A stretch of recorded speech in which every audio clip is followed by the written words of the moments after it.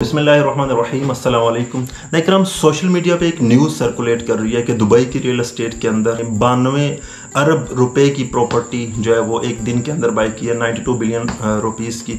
So I was literally shocked कि वहाँ पे ऐसा क्या है।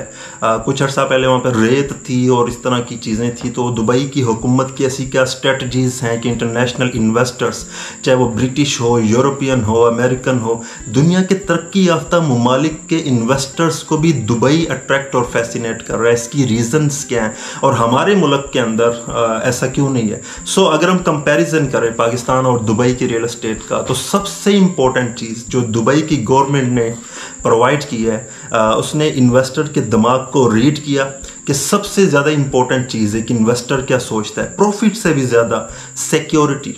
वो सोचता है कि मेरा पैसा कहाँ पे सिक्योर है, पैसा कहाँ पे जो है महफूज हाथों में है, अमन अमान की सूरत हाल कैसी, ये सारी चीज़ें वो देख रहा होता है कि कहीं ऐसा तो नहीं होगा कि मैं प्रॉफिट के लालच में अपनी सारी इन्वेस्टमेंट से हाथ धो बैठूँ। दुबई की रियल एस्टेट के अंदर दुबई गवर्नमेंट जामन होती है। वहाँ पे अगर कोई डेवलपर भागता है तो जो इन्वेस्टर होता है उसका पैसा डूबता नहीं है, बल्कि दुबई की रियल एस्टेट नया डेवलपर ला के उस प्रोजेक्ट को कंप्लीट करती है और इन्वेस्टर का पैसा इस तरह महफूज होता है। सो सबसे इंपॉर्टेंट चीज़, ज़ीरो टैक्स, वहाँ पे टैक्स नहीं है।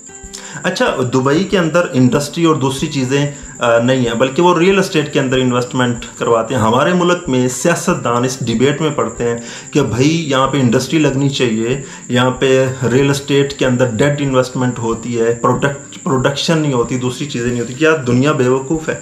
दुबई बेवकूफ़ है जो फैसिनेट करता है। भाई जिसने इंडस्ट्री में लगाना है उसने इंडस्ट्री में ही लगाना है, और इंडस्ट्री में तब लगाना है जब इंडस्ट्री में चीज़ें सेव हों, ज़्यादा प्रॉफिटेबल हों। लाइक आपको एनर्जी की चीज़ें, इलेक्ट्रिसिटी, पावर की चीज़ें, आप की जो कॉस्ट है वो आपको समझ आ रही हो, आपके पास मंडियां हो, इंटरनेशनल आप मार्केट तक आपकी रसाइयाँ हो, गवर्नमेंट की सपोर्ट हो, टैक्सेस की सपोर्ट हो, ऐसे रीजन्स हों आपके पास जहाँ पे आप अपनी प्रोडक्शन यूनिट्स लगा सकें। अगर ये सारी चीज़ें आपकी गवर्नमेंट आपको प्रोवाइड नहीं करती है तो आप इससे बेहतर रास्ते की तरफ जाते हैं।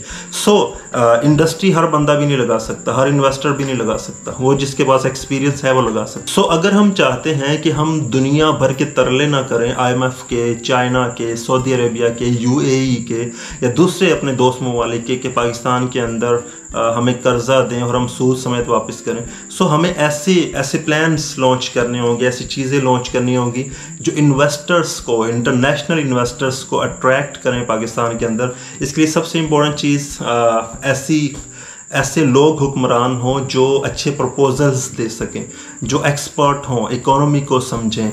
देन आप ऐसी सिक्योरिटी की सिचुएशंस आपके मुल्क में स्टेबल हों कि आपका अपने मुल्क का बासी भी सिक्योर हो और बाहर से आने वाला भी सिक्योर फील करे। दूसरा, पॉलिटिकल खिंचाव ना हो, तमाम जमातें पॉलिटिकल जो है कम से कम मुल्क के काज के लिए इकट्ठी हों। अपनी सियासत करें लेकिन मुल्क के काज को दरमियान में अपनी सियासत में न लाएं। सो ये काफ़ी इंपॉर्टेंट चीज़ें हैं, हमें दुबई की रियल एस्टेट से सीखना होगा ताकि बड़े लेवल के इन्वेस्टर्स अमेरिका से, यूरोपियन कंट्री से और आ सकते हैं। वो इल्लामा इकबाल रहमतुल्लाह ने कहा था कि ज़रा नम हो तो ये मट्टी बड़ी ज़रखेज़ है साकी।